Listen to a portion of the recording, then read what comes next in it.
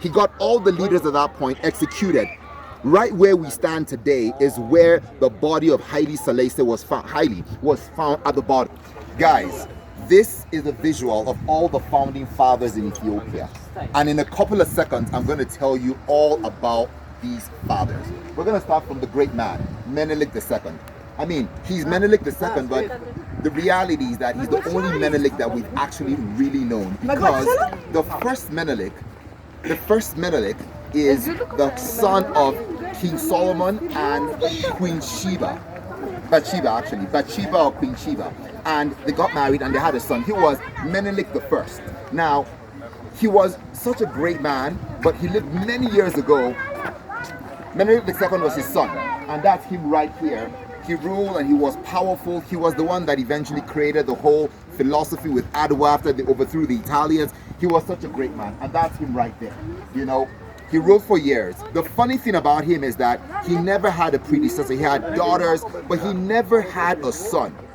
It's funny because at that point, they wondered who was going to rule Ethiopia, and that's when his grandson came in. Now, his grandson was young, you know, full of life, and he was almost like a playboy, right? He liked ladies. At that point, Ethiopia was largely Christian, but he started to support Islam and all of that, and was pro.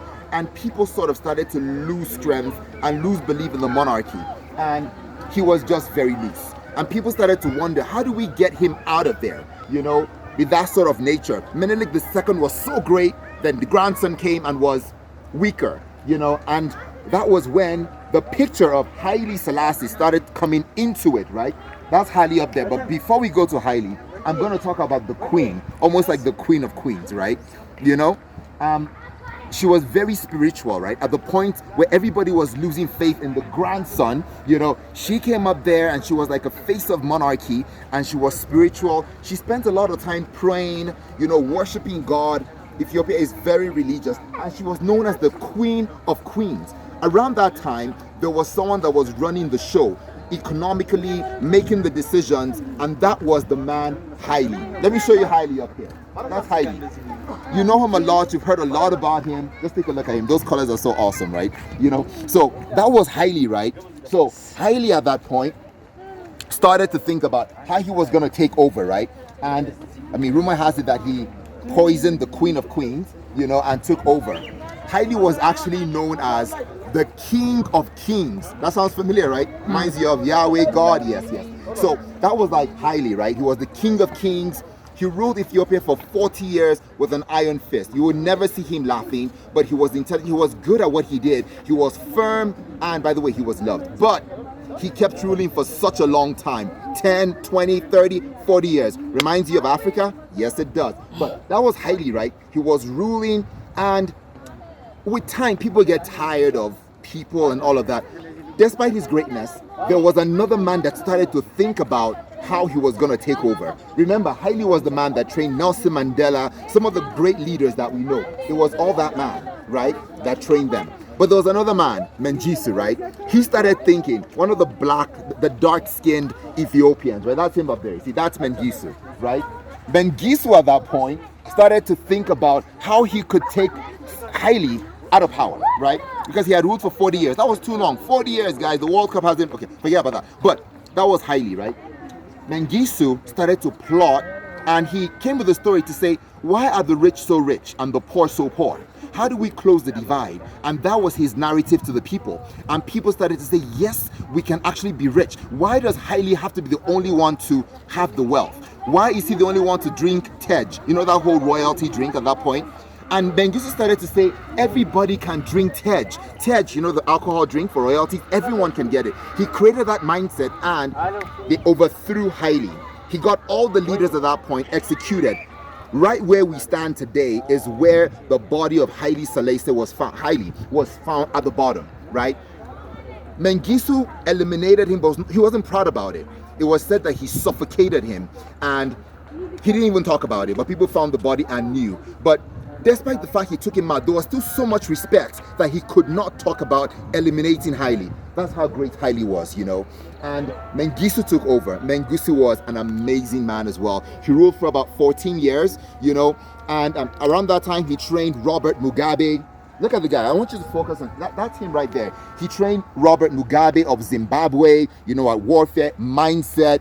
You know, so every time you think about Robert, that you account that to Mengistu, right? That was him up there. He ruled for about 14 years, played his bit, and at some point he was very, very communist, right? He was like, think about Russia, right? That was like him, right? Very, very communist, and at some point that started not to augur really well, you know, for the people. And that was him up there. He ruled 14 years. Eventually he was exiled. He's still alive today in Zimbabwe, right? He's still today in Zimbabwe. I mean, Robert took care of his brother, right? You know? So now that over there is Menes Zenawi. I keep mixing up the name. That's one of the, but Menes Zenawi. He came in probably one of the most intelligent leaders in Ethiopia. Maybe since Abiy, right? But one of the most intelligent leaders in Ethiopia. And he was intelligent. He ruled. He was very, very stiff. He was very, very stiff as well. And I wouldn't say wicked, but he was brutal. People would say he was intelligent and he was brutal. That's him, you know? Very intelligent. He ruled for a couple of years as well. And when he died, for weeks, it was not announced that he was dead because they needed stability to be in the land, right? When he came in, he was the one that started a little bit about promoting ethnicity, right? He allowed ethnic groups to start political parties. So suddenly you could be from Oromia and you had a party in that group. You could be from Tigray and you had a party in that group.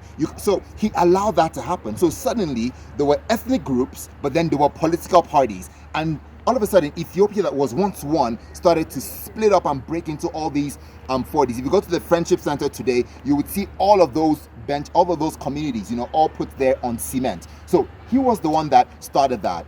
At the point of when he died, he regretted it, but he could not undo what he had done, you know. But he tried to, but it was too late. Ethiopia had started to go into trenches, right, and being broken up. And he died. After he died, like I said, after many days or about a couple of weeks, that's when they told Ethiopians that there was no king. Everybody was confused who was going to succeed such greatness. And at that point, the only person that stood up to fill the shoes was Haile Mariam, right? And that's him up there. He ruled for, if you zoom into him, you see that he ruled for 3 years. He is probably, when you think about it, 3 years. When you think about it, Haile ruled for 40 years. You know, Mengistu ruled for 14. Menelik ruled for years, for 40. You know, so when you think about it, he ruled for 3. He's probably one of the emperors or the kings or the prime minister that people don't like the most, right? 3 years. Then he said, you know what, guys, I can't do this. I can't do this no more. And at that point, there was a great man that came into power. His name was Abiy. And he came in, that was 2018, Abiy came in and he started to make changes. Created peace, Eritrea, created this, brought everybody back. Abiy started to make changes. And where we stand today, Abiy said, we gotta remember our forefathers. Created this place that we stand in today, and we are here.